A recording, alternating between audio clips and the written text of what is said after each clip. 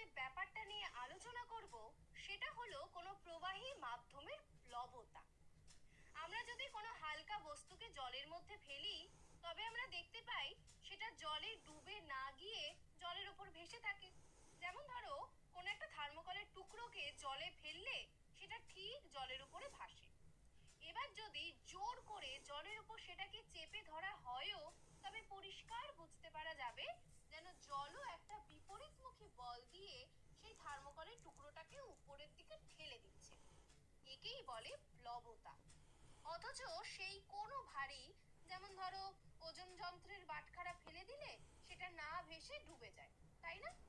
তাহলে তোমরা ভাবতেই পারো, তবে কি ওই বাটখারাটার ওপর প্লবতা বল কাজ করছে না?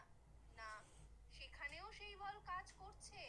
কিন্তু আসল ব্যাপারটা হলো বস্তুর নিম্নমুখী ওজন বা অভিকর্ষজ বল আর ঊর্ধ্বমুখী প্লবতা বলের মধ্যে লড়াইয়ের। প্লবতার একটা সাধারণ বোধগম্য সংজ্ঞা হলো স্থির প্রবাহিতে আংশিক বা সম্পূর্ণ নিমজ্জিত বস্তু তার প্রকৃত ওজনের থেকে কিছুটা কম ওজনের অনুভব করে, আর ওজনের এই হ্রাসের পরিমাপ সেই ওই বস্তু দ্বারা অপসারিত হওয়া প্রবাহীর ওজনের সঙ্গে সমানুপাতিক হয়। কিন্তু এই প্লবতা যে সব সময় সমস্ত বস্তুকে জলের উপর ভাসিয়ে রাখতে পারবে তা নয়। বস্তুটি যদি খুব ভারী হয়, তবে এই প্লবতার কারণে নিমজ্জনের পরে বস্তুর ওজন হ্রাস পেলেও সেটা বস্তুটির ওজনের থেকে কম হয়। ফলে নিম্নমুখী অভিকর্ষজ বলের প্রভাবে সেটা সেই প্রবাহী নিচে চলে যায় বটে, কিন্তু সেই প্রবাহী মাধ্যমের প্লবতা অবশ্যই সেই বস্তুর ওজনকে অনেকটাই কমিয়ে দেয়।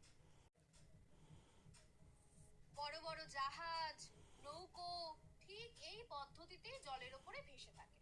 জলে নামার পর জাহাজ বা নৌকোর যতটুকু অংশ জলে নিমজ্জিত অবস্থায় থাকে, সেই সম আয়তনের জলের ওজন সেই জাহাজ বা নৌকোর ওজনের থেকে সরাসরি কম হয়ে যায়। এবং এই আয়তন এমনভাবেই ঠিক করা হয় যাতে তা সর্বাধিক হয় এবং নৌকো বা জাহাজের ওজনের থেকে ওর ওপরে প্রযুক্ত ঊর্ধ্বমুখী প্লবতা বলের প্রভাব বেশি হয়। ফলে সেটা সহজেই জলের ওপর ভেসে থাকতে পারে। এভাবেই জলের প্লবতার সাহায্য নিয়ে জাহাজ বা নৌকো জলপথে বহু দূর পথ অতিক্রম করতে পারে। কি এবার বলো, প্লবতা ব্যাপারটা তোমরা সঠিকভাবেই বুঝতে পেরেছো তো? আমাদের কমেন্ট করে জানিও কিন্তু।